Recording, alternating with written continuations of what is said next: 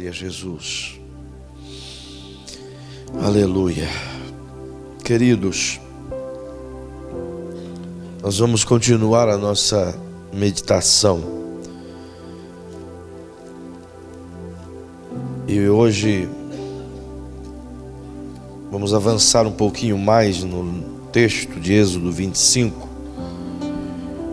Mas antes desse texto, permita-me só relembrá-los, reforçá-los. Essa festa das nações promete, será uma festa muito linda. Nós teremos participação da igreja Ouvir e Crer, ministrando louvores, da igreja ICV, que é Comunhão e Vida. Também teremos a participação da Igreja Batista Nova Jerusalém e outras que estarão conosco aqui, ministérios de louvores. Um moço chamado Jonathan vai estar também adorando. Teremos teatro, teremos uma ministração de dança. Vai ser muito bacana. Vai valer a pena você estar, você convidar pessoas, vir, que vai ser uma festa demais. Está tudo muito lindo e o Senhor Jesus está nos ajudando, abençoando. Ele é bom. Você acredita nisso? Então diga para quem está ao seu lado: o papai é mais que bom, é boníssimo. Êxodo capítulo 25. Aleluia. Verso 1. Nós vamos até o verso 9 hoje, de maneira breve. Bendito é o Senhor que nos dá vitória todos os dias. Êxodo 25, verso 1 diz: Então disse o Senhor a Moisés: Fala aos filhos de Israel que me tragam uma oferta. De todo homem cujo coração se mover voluntariamente, dele tomareis a minha oferta. Esta é a oferta que recebereis deles: ouro, prata, bronze, estofo azul, púrpura, carmesim, linho fino, pelos de cabras, peles de carneiros, tintas de vermelho, peles de animais marinhos, madeira de acácia, azeite para a luz, especiarias para o óleo da unção e para o incenso aromático, pedras e pedras de engaste, pedras ônix e pedras de engaste, para a estola e para o peitoral. E me farão um santuário, para que eu habite no meio deles, conforme tudo o que eu te mostrar para o modelo do tabernáculo, e para modelo de todos os seus móveis, assim mesmo o fareis. Amém? Feche seus olhinhos uma vez mais, por bondade. Paizinho, mais uma vez eu lhe peço, foram tantos os pedidos hoje, mas eu sei que o Senhor está atento a todos. Mas tu sabes que não tenho pedido absolutamente nada a mim, senão ao teu povo, aos teus filhos. E desta feita também o é, Pai. Que a tua palavra venha falar conosco, que a tua palavra nos ensine e que nós possamos sair daqui entendendo alguma coisinha daquilo que o Senhor puder nos ensinar. Eu peço a tua bênção sobre os que ouvem, a tua bênção a mim que transmito, sabedor de que sou só o transmissor e que o Senhor é quem conduz a tua palavra ao coração dos seus filhos, pois é segundo o teu Espírito, e assim seja, em nome de Jesus. Amém. Amados, semana anterior nós trabalhamos esses dois versículos iniciais, versículo 1 e 2 do capítulo 25, onde o Senhor Deus fez esse pedido a Moisés e este o transmitiu ao povo. E eu vos pude mostrar qual era a ideia de Deus em ensinar de um coração voluntário às pessoas e livrá-los de um espírito que aprisiona o coração humano, que é o espírito de avareza, um sentimento de avareza, e onde a ideia de Deus era curá-los desse mal, livrá-los disso, arrancar de dentro deles toda e qualquer possibilidade de serem escravizados por esse sistema opressor que não vem de Deus, vem do maligno. Também vos pude mostrar por que Deus quis construir o tabernáculo. Vos disse que foi um meio em que ele encontrou de se coadunar ao tamanho da identidade que os israelitas tinham, ao tamanho da fé, do entendimento de Deus que eles tinham. Deus se acomodou a isso para que eles pudessem compreender. E ao invés de eles ficarem com Deus na sua glória, na sua pompa, no seu poder, na sua grandeza, como foi demonstrado no capítulo 19, eles preferem de maneira diminutiva, de maneira menor, para sofrer menos impacto. E assim Deus amorosamente, mesmo rejeitado, ele seguiu o seu plano e deu a Moisés a ideia de construir um tabernáculo para que o povo pudesse identificar Deus, como que a encontrá-lo em um lugar específico e claro. E é diante desta cena, desta planta, que Deus dá a ordem a Moisés para que essas sementes fossem lançadas, estas ofertas. E como expliquei isso na semana passada, vou apenas citar a você quais as ofertas e o que elas significam de maneira breve, visto que a gente pode ainda observar isso ao longo dos outros níveis que irão ser apresentados. Portanto, Deus começa dizendo a Moisés que o povo deveria ofertar ouro, prata, bronze inicialmente. Estas é a cabeceira das grandes especiarias, dos tesouros maiores. E alguns historiadores acreditam que em ouro deu a quantia de 1.269 quilos nessa oferta em específica, que em prata deu 2.100 e poucos quilos, e que em bronze deu 3.660 quilos de bronze.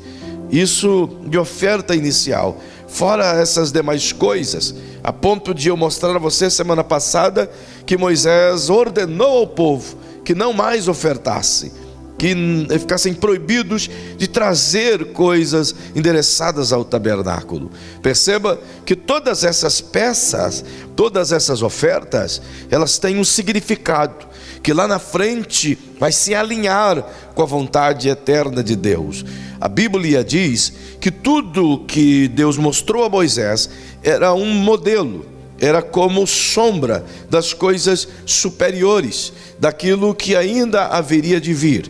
De modo que vos pude falar um pouquinho, ainda que de relance, visto que iremos voltar a pensar sobre isso de maneira abrangente lá na frente. Se não, perceba o que a Bíblia diz. Abre sua Bíblia se quiserdes, lá aos Hebreus, no capítulo 8, uma das cartas mais magníficas do Novo Testamento. O escritor aos Hebreus nos ensina isso, e diz ele, de modo muito claro, no verso 5 e no verso 6, observa o que o escritor diz. Diz que o tabernáculo e as coisas que o tabernáculo possui, as peças e tudo que está nele, as quais servem aquilo que é figura e sombra das coisas celestiais. Como Moisés foi divinamente avisado quando estava para construir o tabernáculo, porque lhe foi dito: olha, faze conforme o modelo que no monte se te mostrou. Isto é, o que Deus está dizendo é exatamente que aquilo que Moisés fez era como que uma projeção futura, era como que uma visão do futuro, mas de uma visão celestial do futuro, de uma visão divina, de uma visão extraordinária, de uma visão especial, através da igreja, através do Cristo, que lá na frente a gente vai entender isso. Mas perceba que se tudo isso é sombra, então cada peça especial do tabernáculo Cada oferta, cada especiaria possui um significado e possui uma ligação com o futuro. Se não, perceba, e você que escreve, você que anota e quiser anotar, anote. O ouro, por exemplo, pode deixar, filho, no capítulo 25 de Êxodo e o verso 3 em diante, para que a gente acompanhe palavra por palavra. Por exemplo, o ouro, que é o primeiro metal que Deus pede, ele na Bíblia tem símbolo de divindade, de nobreza, de grandeza, de um metal mais precioso, de um metal mais puro, de um metal mais reluzente. É por isso que você percebe nas passagens em que a Bíblia cita o céu do lado de dentro, sempre há uma menção dourado como ouro. Não que significa que seja ouro, mas que o brilho tenha o dourado como ouro, o trono de Deus como ouro, mas é o brilho, é a cor. Não significa que seja esse tipo de metal que tenha, até porque lá é sobrenatural, é espiritual. Então perceba, ouro significa divindade, mas também diz Deus que era para tomar algo que significa divindade, o ouro, mas também a prata. A prata é símbolo de redenção. Todas as vezes que você associar prata a qualquer artifício de altar, de templo, de coisas consagradas a Deus, ela vai ter essa significância de redenção.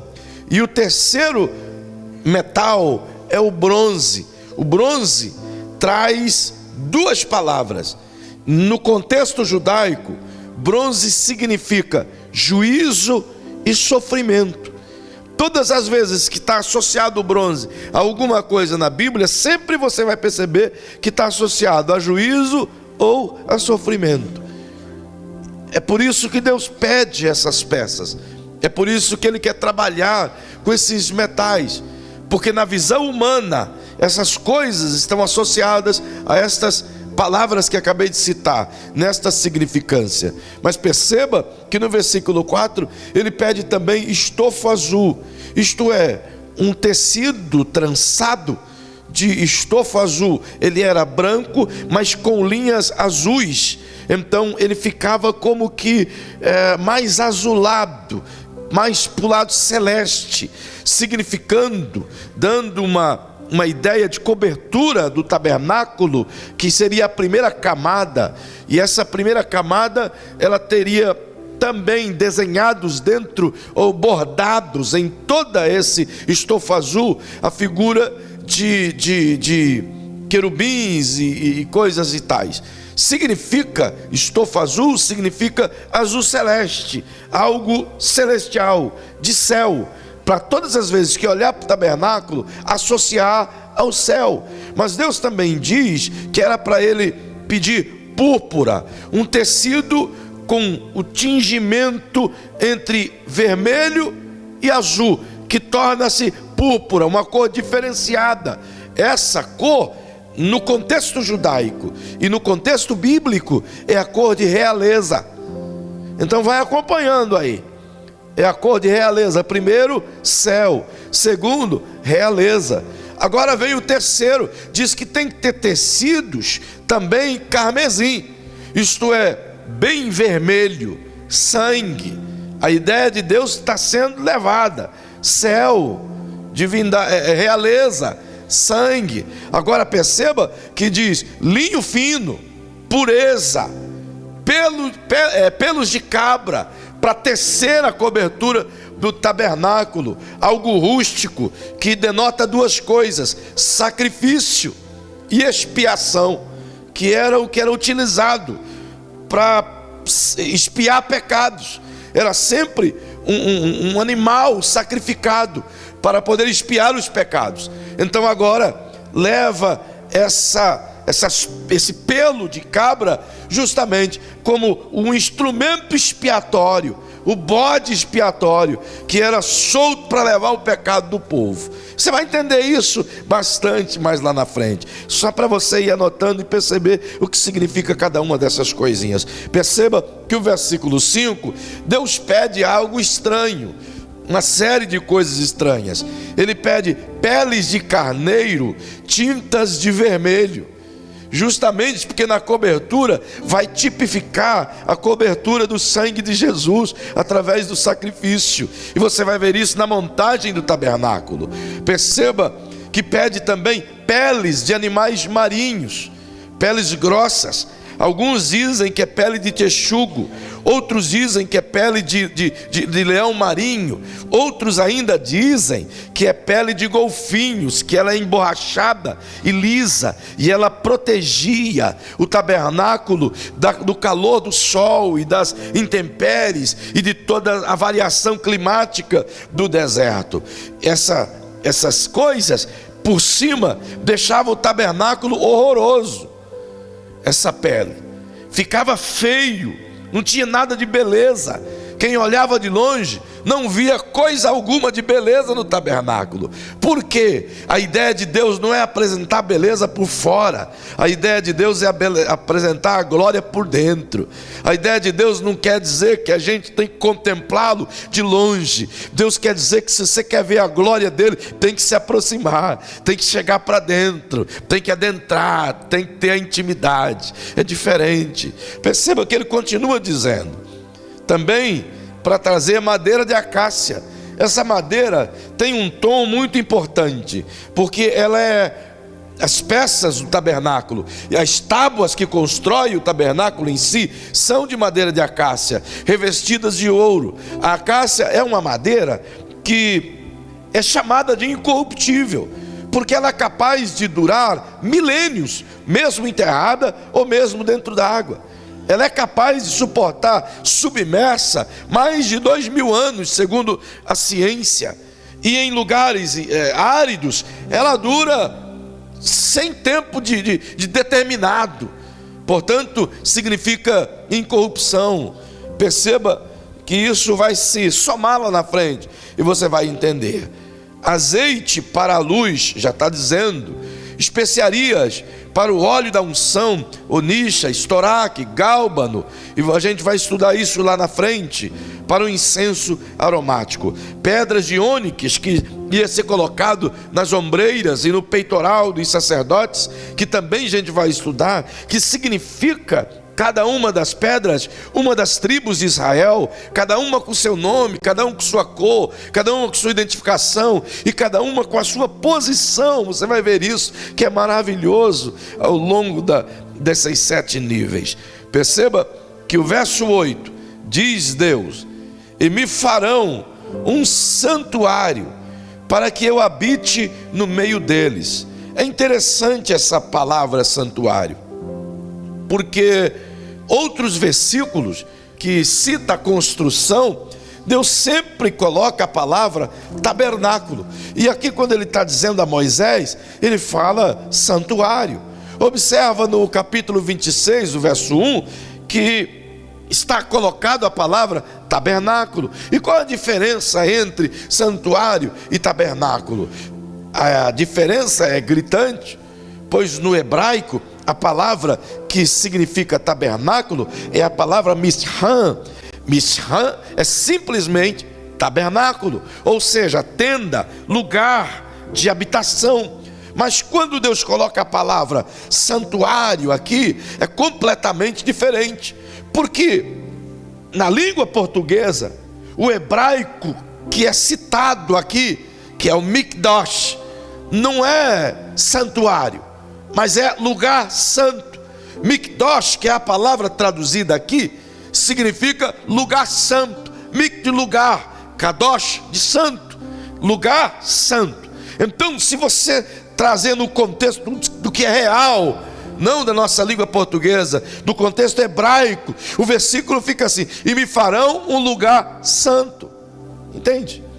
E talvez isso não pareça ter significância alguma, mas perceba como isso é importante. Se você observar e colocar como lugar santo, você vai acompanhar a frase. E a frase, para que eu habite no meio deles. Só que a palavra que está aqui na nossa língua portuguesa, que diz habite no meio deles, por incrível que pareça, a tradução dessa palavra não é habitar no meio, é a palavra Bet-Han. Bet-Han. Sabe o que significa Bet-Han? Habitar dentro deles. É totalmente diferente. Então, quando você vai tentar entender Deus, Deus está dizendo: olha, eu quero que você construa um santuário, um lugar santo, para que eu habite dentro deles. Deus não está falando de nada físico, de nada palpável, de nada material, porque tabernáculo não foi feito para Deus, tabernáculo foi feito para homem. Entende? Vocês estão tão quietos hoje que está dando até dó. Deus não faz tabernáculo para Ele habitar, Ele não precisa. Ou você acha que Deus precisa de um lugar? Ele tem o céu, Ele faz da terra estrado para os pés, Ele tem o cosmo para Ele habitar. Porque Ele precisaria de uma tenda coberta de pele de ovelha e de texugo? Não há sentido nisso. Ele manda construir um tabernáculo porque o homem não consegue adorá-lo em espírito. Então Ele vai trabalhando aos poucos.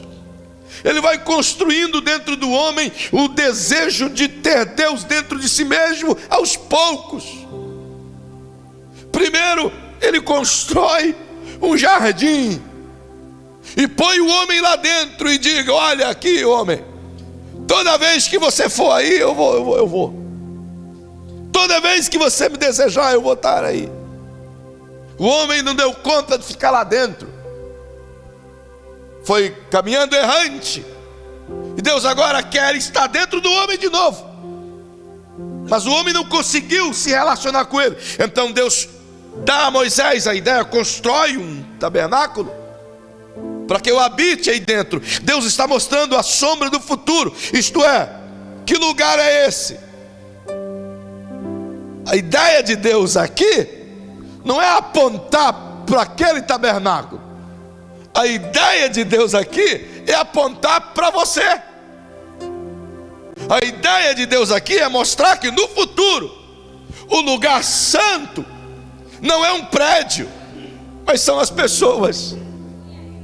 Que o lugar santo em que a glória vai habitar não são edificações, mas são pessoas em que Ele quer habitar dentro dele. É por isso que Paulo escreve aos Coríntios: não sabeis vós que sois um santuário de Deus e que o Espírito Santo do Senhor habita em vós. Perceba que ele foi construindo aos poucos.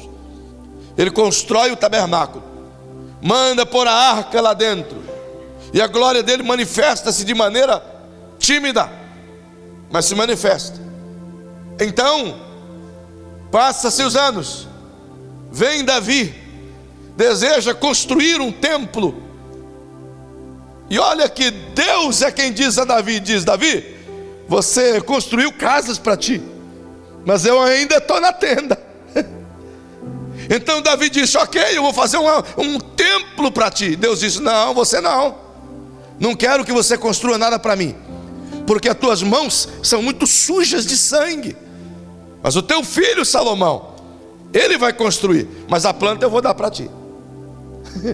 Deus deu a Davi a planta e Davi deu a Salomão. Deus deu a Davi todo o protótipo e o valor, e Davi passou a Salomão. Então Salomão edificou um templo e faz de tal maneira, de tal glória, de tal poder, que foi uma das obras mais suntuosas de todos os tempos da humanidade. Riquíssima, cheia de glória, de louvor, de ouro, de tanta coisa. Linda a obra. Só que, perceba, que a arca estava lá, e ela permaneceu lá durante muito tempo. Diz a Bíblia que a glória que veio sobre o templo de Salomão era infinitamente maior do que a glória que veio sobre o tabernáculo. E a arca estava lá. Mas passado o tempo, a arca desaparece. E eu vou mostrar isso para vocês lá na frente só. Como isso aconteceu? Só que quando a arca desaparece, Deus não mais manda fazer outra. O templo reconstruído por Zorobabel, depois do exílio, não tinha arca. Os sacerdotes tinham o véu, e eles enganavam o povo, como se tivesse arca lá dentro, mas não tinha arca. No templo de Herodes, não tinha arca. A arca desapareceu nos dias de Jeremias, mas eles continuavam enganando o povo como se tivesse arca, como se a glória estivesse lá dentro. Então vem Jesus e diz: olha, vocês não têm que adorar nem no templo, nem no monte, nem em Jerusalém, nem em Samaria.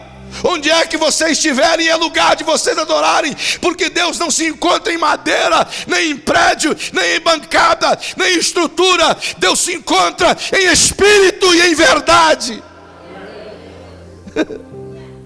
Jesus está dizendo: se vocês estão procurando um Deus de lugares, vocês não vão encontrar.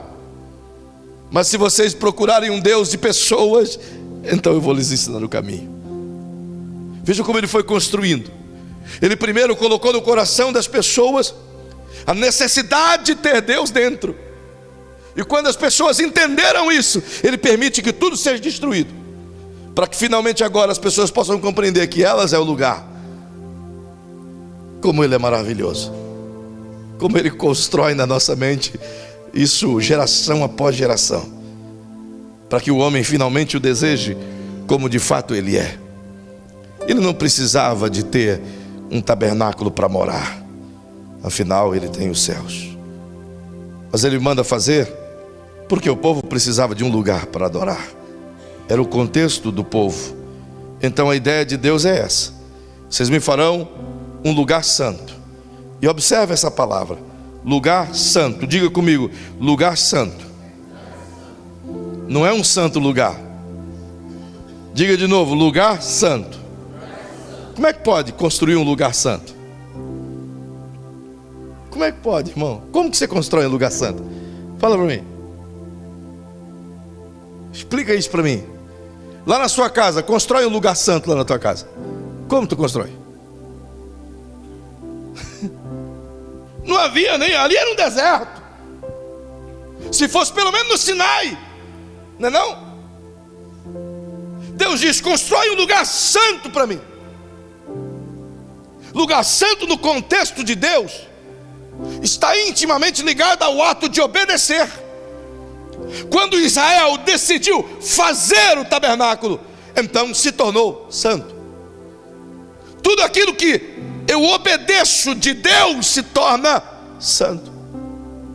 O lugar santo está condicionado ao ato deliberado de eu cumprir o que Ele mandou fazer.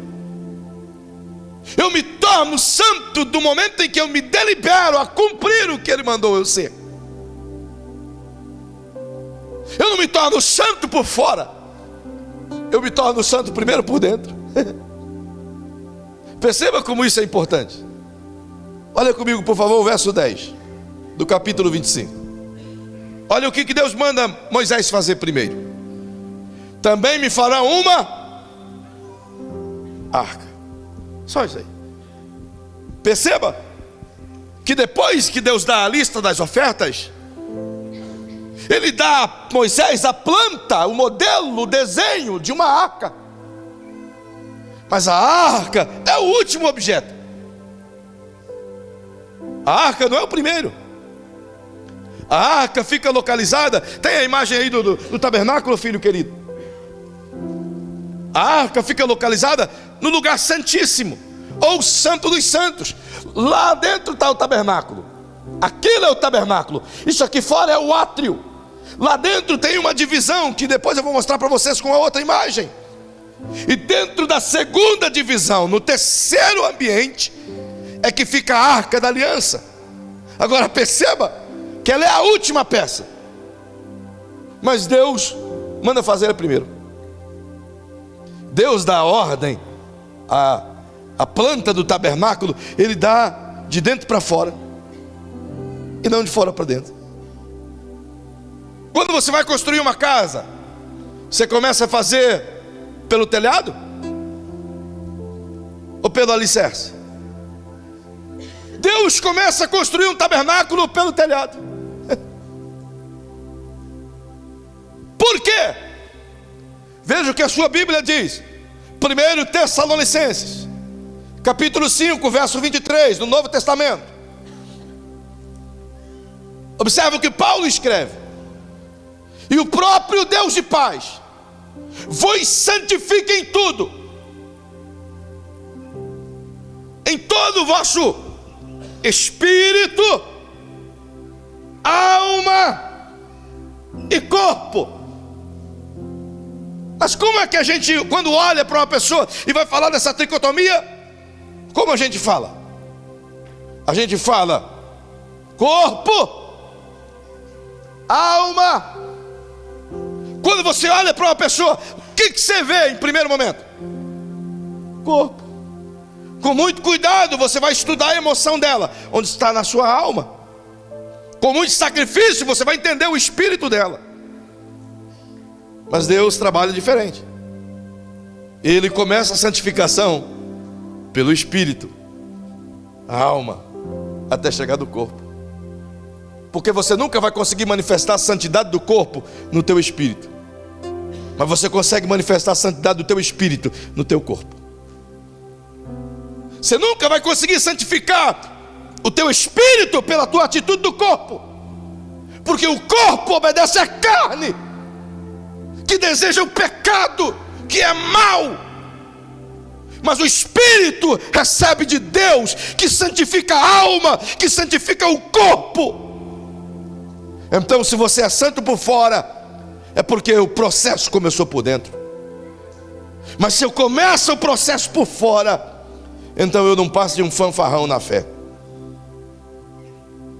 É por isso que está cheio de crente mal acabado,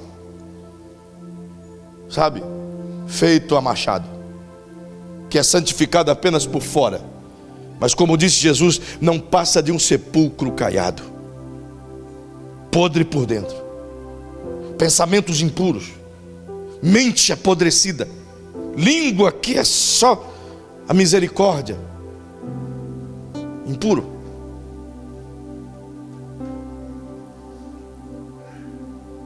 Só tem capa. Por isso Deus diz, mostra como eu vou trabalhar na igreja. Tudo que você olhar do tabernáculo, você vai ver como figura da igreja. Tudo que você vê aqui é Deus apontando para a igreja. Então, se Ele está dizendo, começa pelo Santo dos Santos, Deus está dizendo, eu vou começar a igreja do lado de dentro. Começar pelo lado que vocês não veem. E Ele sempre faz isso. Já vos ensinei inúmeras vezes. Ele sempre começa as coisas pelo fim, para depois começar. É uma das esquisitices de Deus, mas Ele sabe como fazer. Ele sempre termina, depois Ele começa. Incrível. Ele é o único que constrói um prédio primeiro pelo terraço. Depois Ele vai fazer a fundação. Perceba que a ideia de Deus está dada a Moisés. Se você puder em casa ler todos esses capítulos até o capítulo 29, você vai ver a planta inteira dada por Deus. Mas se você quiser, eu vou te mostrar agora onde a gente vai parar para pensar na semana que vem. Abre comigo, por favor, Êxodo capítulo 27. Finalmente a gente chega no primeiro nível de intimidade com o Eterno. Êxodo capítulo 27, verso 9. Farás também o átrio do tabernáculo. Ao lado que dá para o sul, o átrio terá cortinas de linho fino retorcido, de 100 côvados de comprimento. Amém. Aqui começa a descrição de Deus da última etapa do tabernáculo de dentro para fora. Naquela imagem do tabernáculo que estava na tela, você tem um grande muro. Esse muro branco, do jeitinho que você está vendo aí, com essas estacas, 20 colunas do lado direito, 20 colunas do lado esquerdo, 10 colunas na frente, 10 colunas atrás. Na frente, essas 10 colunas são separadas ali ao meio por 4 portas grandes, que é chamado de a porta. Essas divisões, cada uma delas possui um significado extraordinário. São cores diferentes ali, que eu vou te mostrar lá na frente.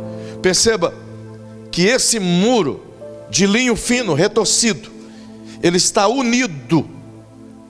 Cada uma dessas colunas é um tamanho, ela está unida a outra coluna em colchetes de bronze que se fixam à coluna.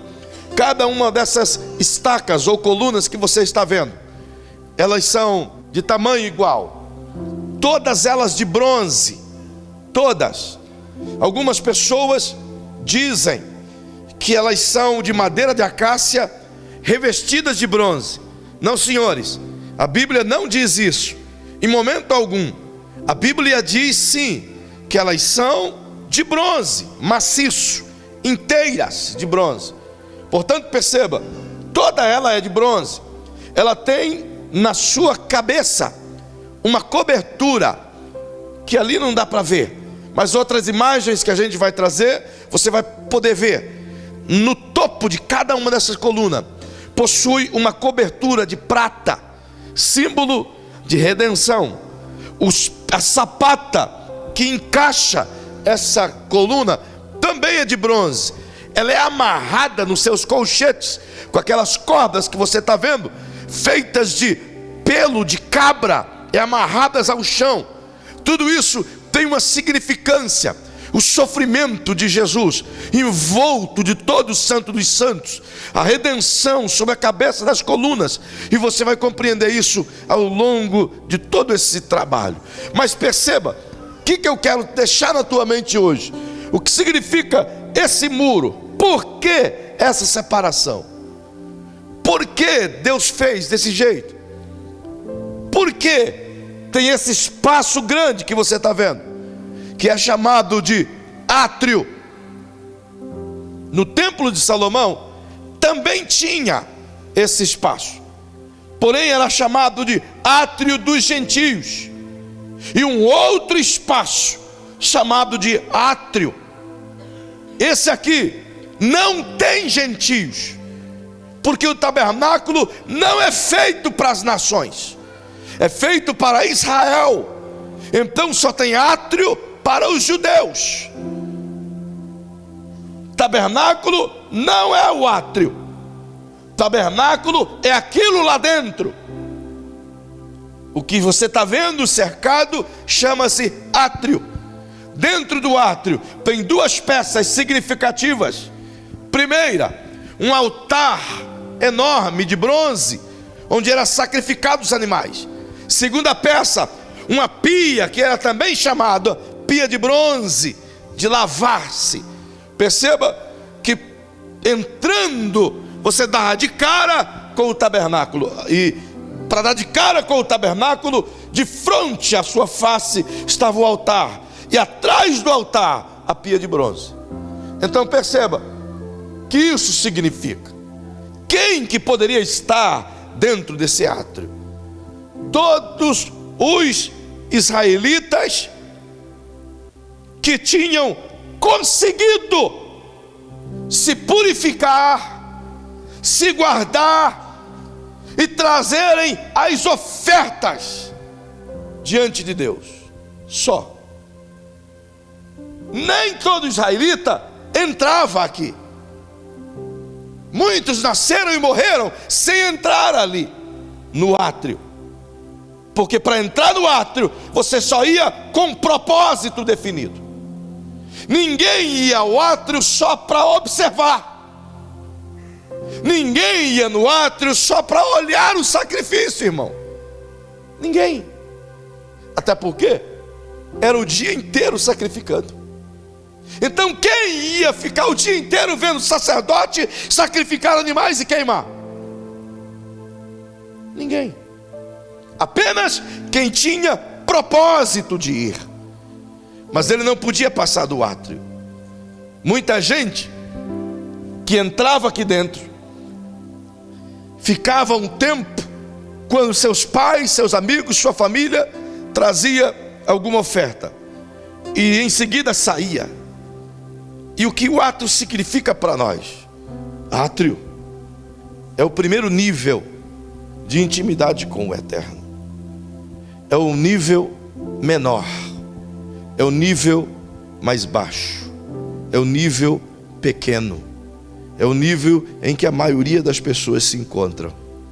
É o nível daqueles que se conformam em chegar dentro do átrio e lá ficar.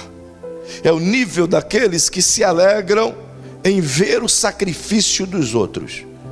É o nível daqueles que se conformam em observar o movimento que é feito para Deus. É o nível comum, é o nível de satisfação plena, é o nível de conformidade, é o nível onde as pessoas tornam comum o que é sagrado, é o nível da irreverência, é o nível onde as pessoas se acostumam, é o nível de onde as pessoas veem a igreja como se fosse um cinema, reverenciam mais o cinema do que a igreja. É o nível onde as pessoas têm essa ideia de que lá no cinema o celular tem que estar desligado, mas dentro do átrio não. Ali ele pode ficar com o celular ligado, falar no WhatsApp. É o nível onde a pessoa fica tão concentrada em determinadas reuniões sociais que ela não masca um chiclete. Mas é o nível onde muitos vêm ao lugar onde pretende se cultuar, e ali é tão normal, é tão irreverente, que marcar chiclete é a coisa mais comum. É tão esdrúxulo, tão insignificante, que entram e saem como se nada fizessem. Esse é o primeiro nível. Esse é o primeiro lugar. Nada mudava aqui, irmão. Nada. As pessoas entravam, saíam, sacrificavam e iam embora. No outro dia tinha que trazer outro bicho de novo, porque pecou outra vez. Nada mudava. As vidas continuavam iguais. Os pecados continuavam os mesmos. O que odiava continuava odiando. Continuava igual. Perceba que nós estamos entrando e vivendo o mesmo patamar, onde entra dia e sai dia, e entra pessoas na igreja e sai, e continua tudo a mesma coisa. Quantas pessoas ouvem mensagens dia após dia, mas continua cometendo as mesmas coisas. Estar no átrio não muda ninguém. Entrar no átrio não muda ninguém. Precisa algo além disso. Mas a gente só vai descobrir esse primeiro nível na semana que vem. Eu queria que você ficasse em pé.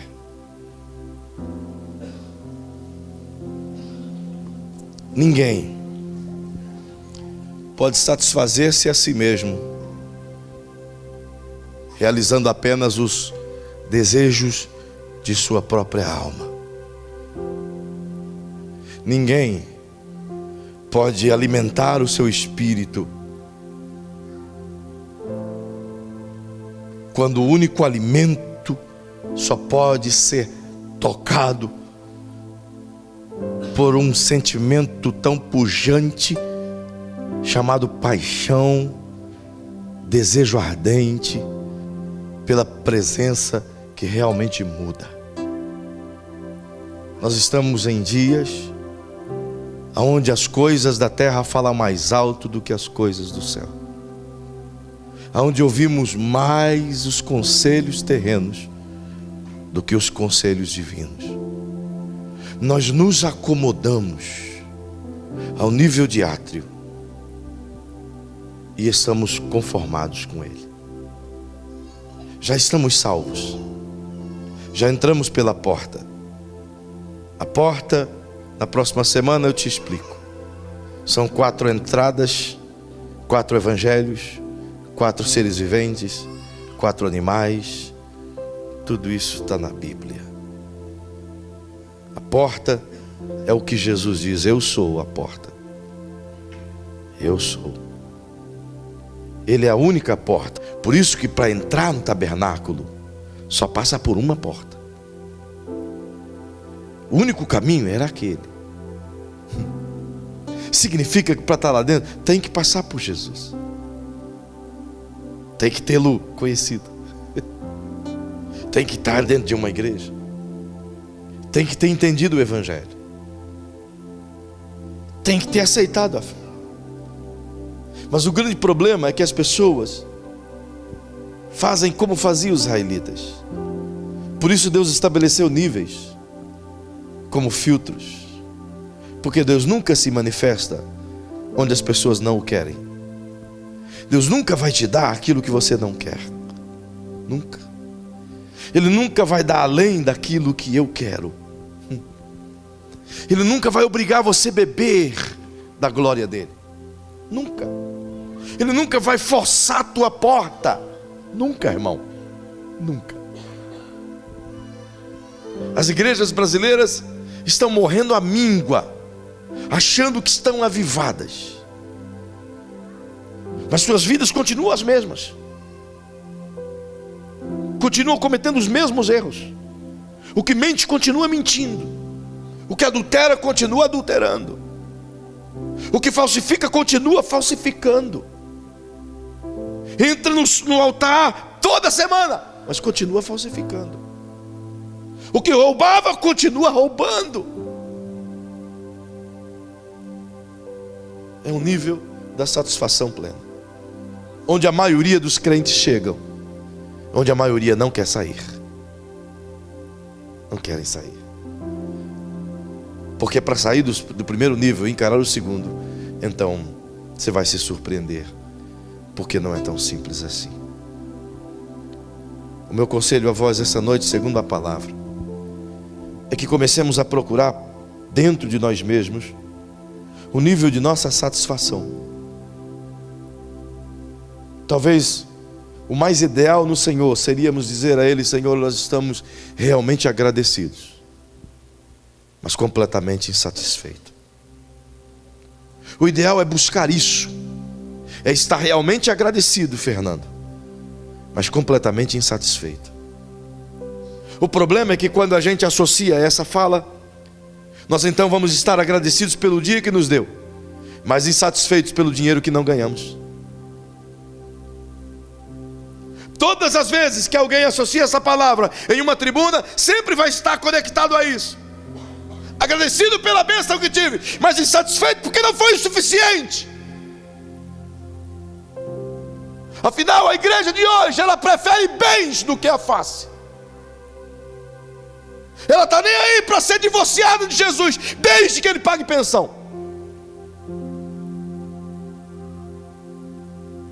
É tão fato que muitos adoram porque pagam. E todo aquele que recebe para adorar, se o diabo pagar mais, ele adora. Essa é a igreja de hoje. É a igreja que não sabe o que é o brilho da face, que está se acostumando com a cortina do tabernáculo, sem se preocupar se a glória está lá ou não, se a nuvem está lá ou não.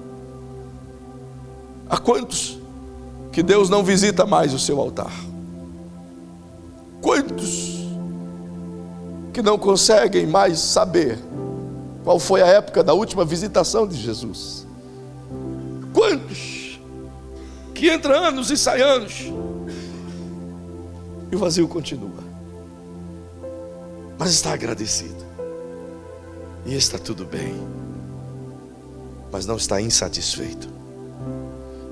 Se não for pedir muito para orarmos agora, coloque a mão sobre o ombro de quem está perto de você, como quem abraçando.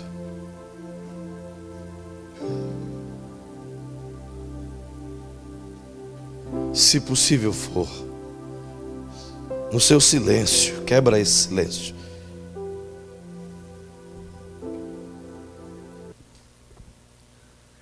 No seu silêncio, quebra ele. E diga: nós temos que buscar estar realmente agradecidos, mas completamente insatisfeitos. Irmãos amados, eu peço a vocês, se o teu coração estiver completamente satisfeito com o quanto você tem de Deus até agora, não se preocupe, Ele não vai te dar nada mais do que isso. Mas se você conseguir nutrir um vazio aí dentro e dizer: Deus, eu não quero apenas isso, esteja certo, Ele vai te visitar, como nos tempos antigos. Eu estou realmente orando para Ele interromper as nossas programações, para Ele quebrar os nossos protocolos, para Ele romper a nossa liturgia e encontrar corações famintos, bocas abertas de paixão, vazios enormes prontos para Ele preencher. Não se contente em apenas estar no átrio. O Cristo te salvou não meramente por conta de que você se livre do inferno, embora isso já seja grande coisa, mas Ele nos salvou porque espera que queiramos um nível maior de relacionamento com Ele, que queiramos sair da sala da frente e ir até o lugar de intimidade, que desejamos sair da sala de estar e vá para o lugar da intimidade, o lugar secreto, o lugar escondido, o lugar onde Ele tem saudade, o lugar onde Ele tem saudade. Ao primeiro amor, ao primeiro amor, o lugar onde o vazio é preenchido.